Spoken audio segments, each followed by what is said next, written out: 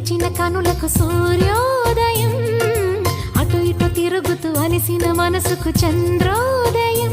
రెండు కలిసి ఒకసారి